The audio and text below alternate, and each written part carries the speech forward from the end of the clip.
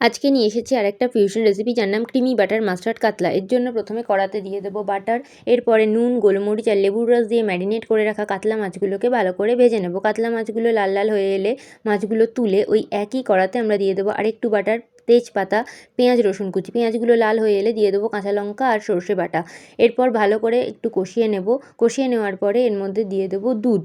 দুধ দেওয়ার পর ভালো করে একটু নাড়াচাড়া করে নিয়ে আমরা এর মধ্যে দিয়ে দেবো স্বাদমতো নুন, হলুদ গুঁড়ো।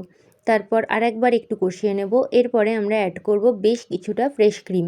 এতে করে এর মধ্যে একটা ক্রিমি টেক্সচার আসবে। তারপর ভালো করে কষিয়ে নিয়ে আমরা এর মধ্যে ভেজে রাখা কাতলা মাছগুলো একে একে দিয়ে দেব।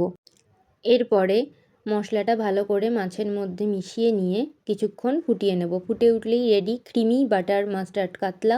এরপর ধনেপাতা দিয়ে গার্নিশ করে নিন। আর এই রেসিপিটা কেমন লাগলো আমাকে কমেন্টে জানান। এরকম আরও রেসিপি পেতে পেজটা ফলো করুন। Bye bye.